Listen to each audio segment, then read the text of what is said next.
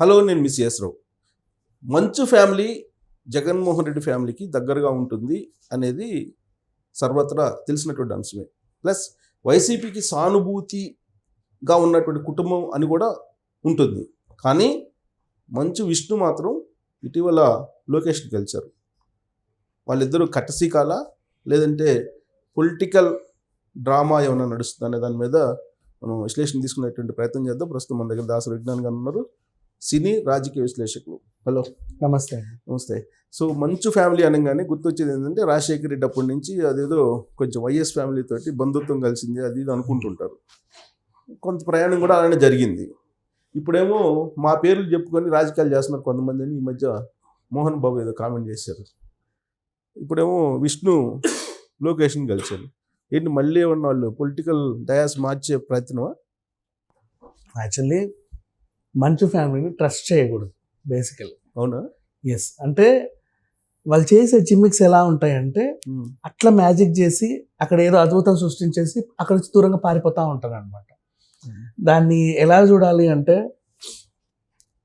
మోహన్ బాబు గారు అంటే ఏమో స్టార్టింగ్లో ఎంత తెలివైన వారే కాదన్నా కానీ కొంచెం ఫ్యూడలిజం ఎక్కువ ఆయనకి, కాబట్టి ఇప్పుడు కొంచెం అమాయకుడిలానే మాట్లాడుతున్నాడు. రీసెంట్లీ అప్పుడెప్పుడు ఆయన మోడీని కలవడానికి వెళ్ళారు, ఆనందం తట్టుకోలేక. ఈయన వస్తా అన్నాడో ఆయన పిలిచాడో తర్వాత సంగతి వ్యవహారం. ఒక ఇంటర్వ్యూలో నేను మోడీ గారి ఇంటికి వెళ్తే నన్ను సొంత మనిషిలా చూశాడు, పెద్ద కొడుకులాగా, ఇది మీ ఇల్లు, మీరు ఎప్పుడైనా రావచ్చు ఎప్పుడైనా పోవచ్చు అన్నారని ఆ యాంకర్కి చెప్తుంటే ఆ పలానా జర్నలిస్ట్, ఏ పిచ్చోడు ఆయన నమ్మమాక, పిలిస్తే పోమాక, అట్లా అదంతా ఒక స్ట్రాటజీ అది, అమాయకుడిలాగా నువ్వేం వెళ్ళమాక అంటే, చిచ్చి అట్లా కాదు, నువ్వు చెప్పేది వేరు, అక్కడ నన్ను బాగా చూసుకున్నాడు అంటున్నాడు. సరే చూసుకొని ఏమైందిలే పోతే పో అని వదిలేసాడు జర్నలిస్ట్. అంటే అప్పుడు అర్థమైంది ఏంటి మరీ ఇంత అమాయకంగా ఉన్నాడా అని.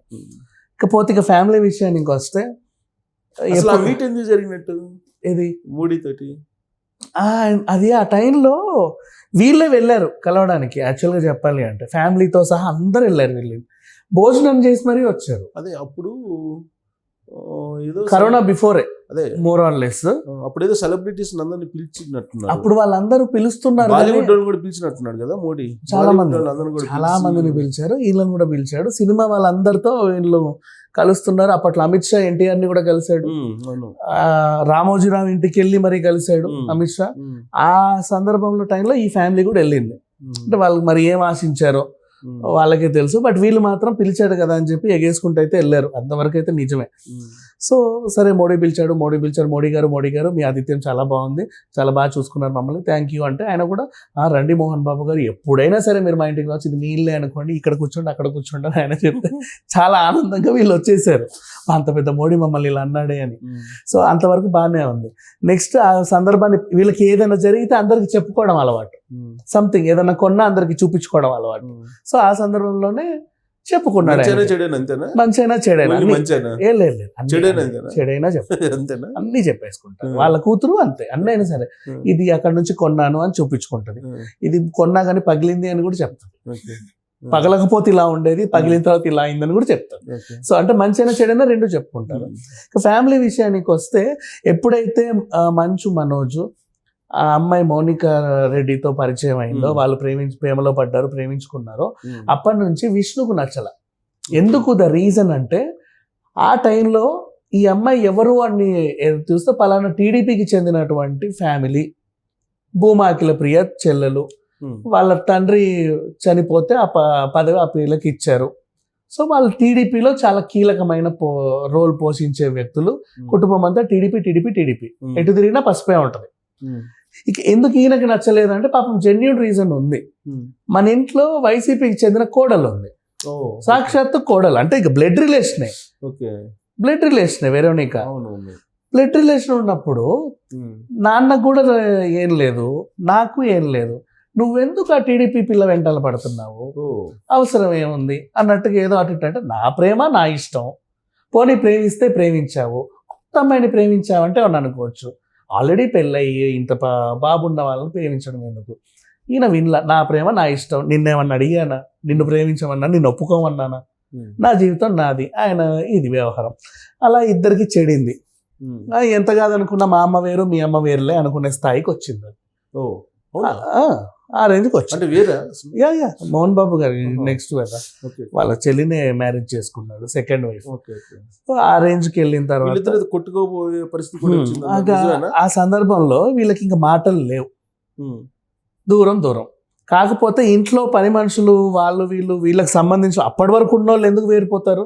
ఉమ్, చిన్నబాబు గారు అని ఇక్కడికి వస్తారు, పెద్దబాబు గారు కానీ అక్కడికి వెళ్తారు. ఉమ్, అందులో అట్లా పార్థసారథి ఉమ్, చిన్నబాబు గారితో ఎక్కువ క్లోజ్గా ఉండేవాడు, అన్ని వ్యవహారాలు చూసుకునేవాడు. ఉమ్, ఈయన పార్థసారథిని పిలిచి పార్థసారథి ఈరోజు ఏం చేశాడు మీ చిన్నబాబు చెప్పవా అంటే "ఆ, ఏం లేదండి నాకు తెలియదు." పార్థసారథి అక్కడ ఎందుకు వెళ్ళాడు, వాళ్ళ ఇంటికి ఎందుకు వెళ్ళాడు, అక్కడ ఏం మాట్లాడుకున్నారు నాకు తెలియదండి. నేను చెప్పట్లేదు కదా, ఉండు నీ సంగతి చెప్తాను, నువ్వు మొత్తం మారిపోయావురా నువ్వు, ఉమ్, చిన్నప్పటి నుంచి నేను ఎంత బాగా చూసుకున్నాం మేము, ఉమ్, మా ఫ్యామిలీ కూడు తింటా ఇట్లా అయిపోయావా నువ్వు అని చెప్పేసి ఆయన పగ పెంచుకున్నాడు. ఉమ్, ఒకనొక స్టేజ్లో ఈయన వెళ్ళి చెప్పుకుంటే పార్థసారథి పాపం ఆయన బాధంతో చెప్పుకుంటే ఉండరా నీ సంగతి చెప్తా, అసలు నేను నరికేస్తా, నువ్వు ఇంకెప్పుడు మా ఇంటికి రాకుండా చేస్తా, ఉండు మా నాన్నగారికి చెప్తా, నీ పని తీసేస్తా, ఆ రేంజ్కి వెళ్ళిపోతా. విష్ణు కోపం వస్తే అంతే. ఉమ్. ఇక అది కాస్త ఓన్లీ టాక్స్ ఏనా, హ్యాండిల్స్ కూడా ఉంటాయి కదా? అంటే అది గోడ లోపల జరిగేవి ఎవడన్నా చెప్తే కానీ మనకు తెలియదు. అంతే. తర్వాత చెబితే నా చిన్నబాబు ఇలా అంటున్నాడు మీ పెద్ద బాబు, నన్ను ఉద్యోగాలు తీసేసి అంటున్నాడు, నీ గురించి అన్న అడిగితే నేను చెప్పట్లా, ఉమ్, మొన్న అక్కడికి ఏం చేసావు అని అడిగాడు, నాకు తెలియదు అన్న, ఇక్కడ ఏం చేశారు అని అడిగావు, నాకు తెలియదు అన్న, వాళ్ళ ఇంటికి ఎందుకు వెళ్ళావు అని అడిగావు, నాకు తెలియదు అన్న. నేను చెబుతూ ఉంటే నన్ను నమ్మట్లా, నాకు కూడా చెప్పాలని ఇంట్రెస్ట్ లేదు, ఇప్పుడు ఆయనకు చెప్పాల్సిన అవసరం ఏంటి, ఉమ్, అంత ఇదేం లేదు. సో ఆయనేమో నాకు కసి పెంచుకొని నన్ను ఉద్యోగంలోకి వెళ్ళి తీసేస్తా, నువ్వు పోరా అది ఇది అని చెప్పి నన్ను అంటున్నాడు, నన్ను ఏం చెప్పటం, నేను మీ ఇంటికి వస్తున్నా. వెళ్ళాడు. ఇంతలో వీళ్ళ ఇంట్లో ఉన్న తెలుసుకుంటారు. తర్వాత మనోజ్ వచ్చాడు పార్థసారథి ఇంటికి. ఉమ్, వీళ్ళందరూ కలిసి విష్ణు గురించి కంప్లైంట్, వీళ్ళు ఏం చేశారు, మంచు లక్ష్మికి కంప్లైంట్ చేశారు. ఓ, లక్ష్మికి ఏం చెప్పేసి, అక్క ఇది జరిగింది ఏంటి, పార్థసారథి మన ఇంట్లో ఇన్ని రోజుల నుంచి ఉన్నాడు, ఉమ్, నా విషయం చెప్పనందుకు ఆయన ఉద్యోగంలోకి వెళ్ళి తీసేయమండం ఏంటి, ఆయన నా విషయాల గురించి వీళ్ళకి ఎందుకు అంత అవసరం ఏంటి, ఎందుకు వేలు పెట్టడం, మీకు నువ్వు ఉండాల్సిన పనులు బోల్డ్ ఉన్నాయి కదా, ఉమ్, నా గురించి అంతగానం తెలుసుకోవాల్సిన అంశాలు ఏంటి, నా లైఫ్ నాకు ఏదో ఉంది, ఏదో బతికేస్తున్నా అంటే లక్ష్మి మళ్ళీ ఫోన్ చేసి విష్ణుకి, ఏరా ఎందుకు ఇలా చేసావు, వాడిదేదో వాడు ఉంటుంది కదా, నువ్వు ఎందుకు ఇలా చేసావు, నా వెంటనే కంప్లైంట్ చేస్తావా, ఉండు నీ సంగతి చెప్తా, వస్తున్నారా పార్థసారథి అని చెప్పి ఇంటికి వచ్చి తలుపులు దాన్ని ఏదో హంగామా ఓ, చేసి, ఎంత పని మనిషి ఇంటికి వెళ్ళింది. అంటే పని మనిషి అని కాదు పాపం, వాళ్ళ ఇంట్లో మనిషి కొంచెం ఏదో అంటే మరి అంటే రోడ్లు తుడిసే మనిషి అయితే కాదు, పర్సనల్ వాళ్ళ పర్సనల్ గా ఉండే ఒక మనిషి పార్థసారథి, ఒక మేనేజర్ లెవెల్లో లేకపోతే వాళ్ళ డేట్లు చూస్తారు అంతవరకు మంచి వ్యక్తే, కొద్దో గొప్ప. ఇక ఆయన ఇంటికి వచ్చి తలుపులు దాన్ని ఏదో చేస్తే ఆల్రెడీ ఈయన లోపల ఉండి, ఇగో చూడండి ఇలా మా వాళ్ళ మీద దాడి చేస్తాడు అని చెప్పి ఫేస్బుక్లో పెట్టేశాడు. ఇక అది కాస్త ఎక్కడో ఉన్న తండ్రి చూశాడు, అప్పుడే ఆయన అదే టైంకి బయటికి వెళ్ళాడు, 2 రోజులకి అదే టైంకి, ఆ రాత్రే వెళ్ళిపోయాడు బయటికి. అక్కడికి వెళ్ళింది వార్త, చూసేసి గబ వచ్చేసాడు. అయ్యో రామ ఎందుకు కొట్లాడుకున్నారు మరి, ఏం జరిగింది ఏంటిది, వెంటనే అది డిలీట్ చేయి, మరి వాడు చేసేది ఏమన్నా బాగుందా, లేదు నువ్వు డిలీట్ చేస్తావు లేదా, తీసేసాడు. అప్పటికి జరగాల్సిన డ్యామేజ్ జరిగింది, అందరికీ తెలిసిపోయింది, ఓకే. ఇకపోతే అప్పుడేమైంది, వీళ్ళకి ఇద్దరిని కూర్చోబెట్టి క్లాస్ బికి ఏదో చేయాలనుకున్నారు, బట్ అయినా ససేమిరా సరే వీడికి ఏదో అదేంటిది పెళ్ళి ముచ్చట అన్నీ తీర్చుకున్నాం, అంతా బాగానే జరిగింది, వీళ్ళకి 2 కొడుకులకు పడట్లా, మన వ్యవహారం పెద్ద మనుషులం కాబట్టి మనం ఏదో చేయాలి అనే ఒక ఇదిగా ఉన్నారు. మంచు లక్ష్మి మాత్రం పాపం సమన్వయం పాటిస్తానే ఆవిడ కూడా ఉంది, తండ్రి కూడా అంతే, ఆ రకంగా వాళ్ళు చూసుకుంటున్నారు.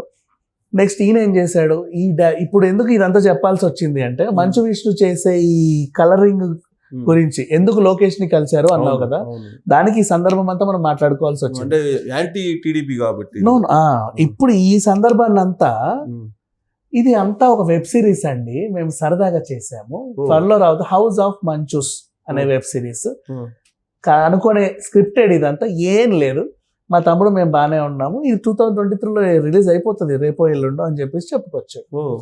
జనాలకు తెలియదా, అంత దిగజారిపోయి ఉన్నారా మనుషులు, చూసేవాళ్ళంటే ప్రేక్షకుడు కూడా, ఇవాళ ప్రేక్షకుడు కూడా ఎదిగాడుగా కొద్దో గొప్ప, వాడికి ఏ సినిమా మంచిది ఏ సినిమా పిచ్చిది తెలుస్తుంది.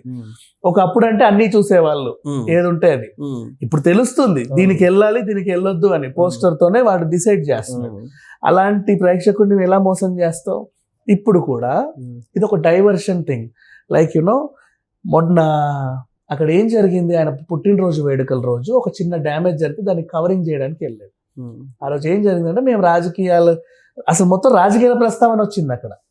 ఆయన బర్త్డే వేడుకలు వేరు, మోహన్ బాబు గారి బర్త్డేకే సేమ్ విద్యానికేతన్ 32వ వార్షికోత్సవం సేమ్ ఒక రోజు వస్తా ఉంటది, ప్రతి సంవత్సరం జరుగుతుంటాయి. గ్రాండ్ గా. ఒకసారి సుబ్బరామిరెడ్డి గారు వెళ్ళారు, ఒకసారి ఇంకెవరు వెళ్తారు మహామహులు. అప్పుడు దాసరి గారు ఉన్నప్పుడు ఆయన వచ్చేవాడు, పెద్ద ఫంక్షన్ చేసేవాళ్ళు, బాగుండేది. అక్కడ ఎప్పుడు వాళ్ళ గురించే అంశాలు ఉండేవి. మొన్న మాత్రం రాజకీయం టర్న్ తిరిగింది. రాజకీయం టర్న్ తిరిగేసరికి మంచు ఫ్యామిలీ ఎక్కడ వైసీపీకి ఉంటుందా లేకపోతే దీనికి ఉంటుందా, అండ్ వీళ్ళ నాన్న మోహన్ బాబు గారేమో మోడీకి నేను సపోర్ట్ అని చెప్పేశాడు. మోడీని ఎవరు మంచోడో వాళ్ళే వెతుక్కొని ఓటేయండి అని కూడా చెప్పాడు. అందరి దగ్గర డబ్బులు తీసుకోండి కానీ మంచి వాళ్ళకే ఓటేయండి, మంచోడు ఎవరో మీకు ఆల్రెడీ తెలుసు అనుకుంటూ హింట్ ఇచ్చుకుంటూ మోడీకే అని చెప్పుకుంటూ వచ్చాడు. సో ఈ టైంలో వీళ్ళకి ఏంటంటే మిగతా వాళ్ళందరితో కటిఫ్ అయ్యే అవకాశం ఉంది. ఇప్పుడు లోకేష్తో నాకు మంచి ఫ్రెండ్షిప్ ఉంది, అనవసరంగా వాగామే, ఎందుకు వచ్చిన గొడవ ఇది, వీడేమనుకుంటాడో ఏంటో. మళ్ళీ అక్కడికి వెళ్ళి అనవసరంగా వాగామే, మళ్ళీ వాడేమనుకుంటాడో ఏంటో. వీడికి నాకు మంచి ఫ్రెండ్షిప్ ఉంది, వాడికి నాకు మంచి ఫ్రెండ్షిప్ ఉంది, వీడెవడికో మంచి ఫ్రెండ్షిప్ ఉంది. వీళ్ళందరికీ నాకు ఇంత మంచి ఫ్రెండ్షిప్ ఉన్నప్పుడు నేను ఇక్కడ వాగాల్సిన అవసరం ఏంటి? అన్ని మీడియా కవర్ చేసింది, అంత అయిపోయిన తర్వాత అందరి దగ్గరికి వెళ్ళి నేను నీ ఫ్రెండ్ అని ఇన్ని రోజులు చెప్పుకుంటూ తిరిగాము. వాళ్ళు కూడా మమ్మల్ని అలాగే ఆదరించారు. నా బర్త్డేకో పెళ్లికో పెడాకులకో పిలిచినా అందరు వచ్చేవాళ్ళు, అంటే పార్టీలకు అతీతంగా ఫ్రెండ్షిప్ ని నమ్మి. గబుక్కున నేను ఇది ఎందుకు వాగాల్సి వచ్చింది అని ఒక రాత్రి పడుకొని ఆలోచించి హౌస్ ఆఫ్ మంచూస్ లాగే దీన్ని కూడా కలరింగ్ ఇస్తే ఎలా ఉంటది, ఎలాగో డ్యామేజ్ జరిగిపోయింది, జస్ట్ వీ షుడ్ దాన్ని రీకన్స్ట్రక్ట్ చేద్దాం అని చెప్పేసి మళ్ళీ లోకేష్ ని కలిసినట్టుగా, అలాగే ఈయనను కలిసినట్టుగా, ఆయనను కలిసినట్టుగా మీడియాలో కనబడాలన్నమాట. ఇదిగో నేను వెళ్తున్నాను కవర్ చేసారా అని వెళ్ళిపోవడం. లోపల ఏం జరుగుతుందో తర్వాత సంగతి. ఊరికే వచ్చాను, జస్ట్ అలా కూర్చున్నాను, ఏదో ఈ బొమ్మ ఉంది కదా చూద్దామని వచ్చానని చెప్పి వెళ్ళిపోతాడు. అక్కడ ఏం ఉండదు మ్యాటర్. మళ్ళీ బయటికి మీడియా కవర్ అయ్యేలాగా ఇలా వచ్చేస్తాడు. అప్పుడు వీళ్ళందరూ అనుకోవాలి ఎందుకు కలిసాడు అట్లా. సో వీళ్ళకి కూడా తెలియదు ఎందుకు కలిశాడు అని. ఇప్పుడు మీరు అన్నట్టు ఎవరు తోచినట్టుగా వాళ్ళు రాసేవన్నీ స్క్రిప్ట్లు తీసుకుంటాడు. ఈ రీజన్ బాలేదు, ఇది భలే ఉంది, హీరోడో బాగా రాసాడు, ఇందుకే కలిశాను అని చెప్పుకుంటాడు. అది అన్నమాట ఈ చాయిస్. వెబ్ సిరీస్ పోయి మళ్ళీ ఇప్పుడు డైవర్షన్, ఎప్పుడు డైవర్షన్, వీళ్ళని ఎప్పుడు నమ్మొద్దు. అండ్ నెక్స్ట్ ఇంకోటి, మా అధ్యక్షుడు ఎలా గెలిచాడో తెలుసా? మాకి ఉన్న ప్రధాన సమస్య మా బిల్డింగ్ ఒకటే. మా బిల్డింగ్ వాళ్ళు కడతారు వీళ్ళు ఇన్నాళ్ళు ఎదురు చూసాం. అసలు మన సమస్య మా బిల్డింగ్ కాదు, మా బిల్డింగ్ కట్టించే బాధ్యత నాది. Forget about it. నా సొంత డబ్బుతో నేను మా బిల్డింగ్ కడుతున్నా అంతే, ఇది వదిలేయండి. మిగతా సమస్యల గురించి తర్వాత మాట్లాడుకుందాం. ఇంకేమున్నాయి మీకు అవకాశాలు కావాలంతే కదా. ఇప్పుడు మా బిల్డింగ్ మెయిన్ సమస్య, అది నేను తీర్చినప్పుడు ఇవన్నీ చించిన ఎందుకు చేయను అనగానే గెలిచేసాడు. ఈ మాట చెప్పి 2 years గెలిచిన తర్వాత 2 years అయిన తర్వాత మంచి విషయం అదేదో కట్టిస్తానన్నావు కదా, ఏది అని అడిగారు జనాలందరూ వచ్చి. అదే ఆలోచిస్తున్నాను. ఇప్పుడున్న ఈ బిల్డింగ్ ఇది ఉంది కదా మన ఫెడరేషన్ బిల్డింగ్, దీన్ని మొత్తం కూల్చేసి ఒక పెద్ద బుర్జు దుబాయ్ కట్టించి దాంట్లో ఒక ఫ్లోర్ మొత్తం నేను కొనేసి దాన్ని ఇలా చేద్దాం అనుకుంటున్నాను. ఎలా ఉంది ప్లానింగ్ అన్నాడు. అది అయ్యే పనేనా? అవ్వదు. ఇప్పుడే కదా ఆయనకి, ఇంకో జన్మ కూడా అవ్వదు. ఎవరు ఎందుకు ఒప్పుకుంటారు? అది గవర్నమెంట్ ప్రాపర్టీ. అండ్ వాళ్ళు పెద్దోళ్ళు, ఎప్పుడో పెద్దోళ్ళు తీసుకున్న ప్రాపర్టీ, 100 సంతకాలు కావాలి దానికి. అందరినీ కన్విన్స్ చేయాలి, అది అయ్యే పని కాదు. మోహన్ బాబు గారు పత్రం పట్టుకొని ఇంటింటికి తిరిగినా అవ్వని పనది. ఈయన వల్ల ఎందుకు అయింది? సో అట్లా చెప్పి తప్పించుకున్నాడు. మళ్ళీ ఎలక్షన్లు పెట్టమంటే ఎలక్షన్లు పెట్టట్లా, అయిపోయింది. లాస్ట్ అక్టోబర్కే అయిపోయింది 2 years. ఇప్పుడు మళ్ళీ ఇంకా 6 నెలలు అడిషనల్. ఈయన ఎక్కడున్నామంటే ఇండోనేషియాలో భక్త కన్నప్ప షూటింగ్ లో ఉన్నానని చెప్పుకుంటూ వస్తున్నాడు. ఇప్పటికీ లేదు, అడ్రస్ లేదు. మొన్న వచ్చి ఏదో చెప్పుకుంటున్నా ఆ ఇంటర్వ్యూలో పాల్గొన్నాడు అంతే, ఏమీ లేదు. అంటే అడిగేవాడు ఎవడు లేడనో, లేకపోతే ఈ మధ్య ఇంకొక విచిత్రం జరిగింది. మోహన్ బాబు నా పేరు చెప్పుకొని ఎవరు రాజకీయాలు చేస్తున్నారు అనేది ఒక డైలాగ్ ఏదో బయటకు వచ్చింది. ఏంటది? అసలు వీళ్ళ గురించి, మంచి ఫ్యామిలీ గురించి మాట్లాడుకుంటున్నారు. మరి అలాంటప్పుడు మా గురించి ఇండైరెక్ట్ గా మాట్లాడుకుని రాజకీయంగా లబ్ధి పొందాలనుకుంటున్నారు మా పేరు చెప్పి అని చెప్పి. రాజకీయ లబ్ధి పొందాలనుకోవట్లా, మీ గురించి గాసిప్స్ మాట్లాడుకున్నారు. మీకు అది ఇంకోలాగా అర్థమైంది. గాసిప్స్ ఏం మాట్లాడుకున్నారు? ఇందాక మనం మాట్లాడుకున్నట్టే గాసిప్ కూడా కాదు, నిజమే. అరే వీళ్ళ ఇంట్లో ఈ కోడలో పార్టీ, ఆ కోడలో పార్టీ, తండ్రి గారు నువ్వు ఈ పార్టీ ఆ పార్టీ అని, నేను అటు కాదు ఇటు కాదు, నేను మోడీ పార్టీ అంటాడు. తల తోక లేని ఫ్యామిలీ, ఎటు ఎవరు ఏం మాట్లాడడం అర్థం కాదని అందరూ మాట్లాడతారు. మరి పాపం మంచులక్ష్మి ఏ పార్టీయో అని ఎద్దేవా చేస్తున్నారు. నువ్వు కేపాల్ పార్టీయా నువ్వు షర్మిల పార్టీయా అని అడుగుతున్నారు ఆవిడ. మీరందరూ తలో పార్టీ తీసుకున్నారు కదా, మరి మీరే పార్టీలో ఉంటారు? కవిత పెట్టబోయే పార్టీ మేబీ అది కూడా అయి ఉండొచ్చు. సో అట్లా అడుగుతున్నారు అందరినీ. ఇలా మాట్లాడుకుంటుంటే ఈయన దగ్గరికి ఏమొచ్చింది, సార్ బయట మీ గురించి చాలా మాట్లాడుకుంటున్నారు సార్. ఏం మాట్లాడుకుంటున్నారు అంటే మీ ఇంట్లో రాజకీయాల గురించి మాట్లాడుకుంటున్నారు సార్. అబ్బా అంటే మా పేరు చెప్పుకొని లబ్ధి పొందాలనుకుంటున్నారేమో అని వెంటనే స్టేట్మెంట్ పాస్ చేసిన, అంతే. ఏమీ లేదు, అసలు ఏం మాట్లాడుకుంటున్నారో వీళ్ళకి తెలిస్తే ఈ డైలాగ్ రాదు బయటికి. అంటే అసలు అంటే మోహన్ బాబు వేరే విధంగా అనుకుంటున్నాడు, ఇంకో విధంగా అనుకున్నాడు అంతే. అంటే లబ్ధి పొందే పరిస్థితి మంచి ఫ్యామిలీ పేర్లు చెప్పి 1 సెకండ్. ఇప్పుడు మోహన్ బాబు గారు నేను మోడీకి సపోర్ట్ చేయాలనుకున్నారు అనుకోండి, బీజేపీ కొరిగింది ఏంటి? సింపుల్. ఇప్పుడు ఈయన మద్దతు ఇస్తేనే మోడీ గెలవాలా? లేదు. నెక్స్ట్ మంచు విష్ణు వచ్చి మా ఆవిడ వెరోనిక జగన్ కి బాగా కావాల్సిన వెలిసి చుట్టము రక్తము అన్ని అండి, మీరు వైసీపీకి ఓటేయండి నేను చెప్తున్నానని చెప్తే నీ వల్ల ఏమన్నా ఓట్లు పడతాయి? రిలేషన్స్ లేనట్టున్నాయి కదా, ఇండస్ట్రీలో ఉన్న వాళ్ళు కూడా వేరు కాదు. అసలు రిలేషన్స్ వైసీపీ కానీ వీళ్ళకి రిలేషన్స్ లేనట్టుంది. అది ఇక వాళ్ళ అంతర్గతం. రిలేషన్స్ ఉంటే నాకు డబ్బులు వచ్చిండే కదా అని చెప్పి ఒక ఇంటర్వ్యూలో ఏదో చెప్పాడు. అప్పుడు అలా చెప్పాడు, ఫీజు రీయింబర్స్మెంట్ ఇప్పుడు ఇలా చెప్తారు, తర్వాత ఇంకోలా చెప్తారు, ఎప్పుడు ఒక రకంగా చెప్తానే ఉంటారు వీళ్ళకి. అది అంతే, అది రెగ్యులర్. విష్ణు ఇప్పుడు మా అధ్యక్షుడిగా ఉన్నాడు కదా, ఈ సినిమా సమస్యలకు సంబంధించి ఒక్కసారి కూడా జగన్ కలిసినట్టు దాఖలాలు లేవు. కలిస్తే నువ్వు మా అధ్యక్షుడిగా ఉన్నావు, నీ ఇంట్లోనే జగన్కి సంబంధించిన బ్లడ్ ఉంది, నువ్వు తలుచుకుంటే ఇండస్ట్రీకి ఏదో చేయొచ్చు, 100 చేయొచ్చు. ఇంకా చెప్పాలంటే ఆ డెసిషన్ నిజంగా మంచి డెసిషనే. మా టికెట్లు మేమే అమ్ముకుంటామండి అన్నారు, చూసావా? డెసిషన్ మంచిదే, కానీ గవర్నమెంటే టికెట్లు అమ్మడం అంటే ఆర్టీసీ బస్ టికెట్ రేట్కే ఇవ్వాల్సి ఉంటుంది. అప్పుడు థియేటర్లు ఎత్తేయాలి. గవర్నమెంట్ రేట్లు అంతే కదా మరి. గవర్నమెంట్ లక్షలు పెడుతుంటే ఎవరు ఒప్పుకుంటారు? పోనీ ఏదన్నా ఏపీలో నువ్వు ఇక్కడ బుక్ మై షో లాగా అక్కడ కుక్ మై షో అని ఇంకేదన్నా పెట్టి నువ్వే అక్కడ టికెట్లు ఏదన్నా అమ్మినా రాష్ట్రానికే ఇవ్వు, తప్పులేదు. సంథింగ్ బెనిఫిట్ అయ్యేవాళ్ళు ఏదో ఒకటి చేయొచ్చు, 100 చేయొచ్చు. ఇంకో రూల్ పెట్టొచ్చు, ఆర్టిస్ట్ల సినిమా షూటింగ్లన్నీ ఆంధ్రలో ఖచ్చితంగా జరగాలి, స్టూడియోలకు మాత్రమే ఇక్కడికి రండి, ఇల్లు గిల్లు లొకేషన్ అవుట్డోర్ లొకేషన్స్ అన్ని ఆంధ్రలో జరగాలన్న రూల్ పాస్ చేయి. ఎట్లా సీరియల్స్ అన్ని ఇక్కడే అవుతున్నాయి, కనీసం సినిమాలు అన్న అక్కడ సీరియల్స్ కంటే అక్కడికి వెళ్ళే ఉద్దేశం లేదు. చెడింది ఎక్కడో, అంటే రిలేషన్ లేదు, ఎక్కడో చెడింది, అది అర్థమవుతుంది కదా బై. ఇది నీకు చెడలేదు అని నువ్వు అనుకుంటే నువ్వు ఇండస్ట్రీకి ఏదో చేసి చూపిస్తావు. 2 కాదు 2.5 సంవత్సరాలు, 2.5 సంవత్సరాలు అటు చెడింది. ఇప్పుడు లోకేష్ దగ్గర రాని అవకాశం. సో అటు చెడింది కాబట్టి లోకేష్ దగ్గరికి వెళ్ళాలి అనుకుంటే తమ్ముడు ముందు లోకం అయిపోతా కదా నేను. తమ్ముడు ముందు లోకం అవ్వనా? తమ్ముడు ఆల్రెడీ ఆ పిల్లోడి బర్త్డేకి చంద్రబాబు నాయుడు గారిని కలిసి మా బాబు బర్త్డేకి ఇంతకంటే మంచి సందర్భం లేదని ఇచ్చుకున్నాడు, స్టేట్మెంట్ ఇచ్చుకున్నాడు.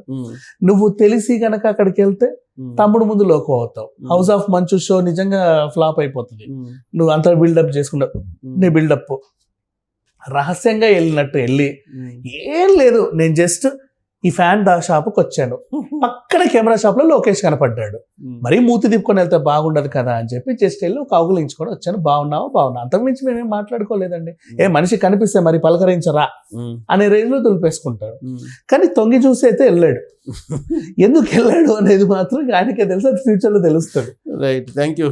సో మంచు విష్ణు లోకేష్ కలవడం అనేది, మంచు విష్ణు లొకేషన్ కలవడం అది ఒక రకంగా చెప్పాలంటే ఎండమావి అనమాట. దాంట్లో ఏదో ఉందని చెప్పి అనుకోవడం తప్పితే దాంట్లో ఏమీ లేదనేది అర్థమవుతుంది. భవిష్యత్తులో ఒకవేళ ఏదన్నా ఉంటే తెలుస్తుంది. Thank you.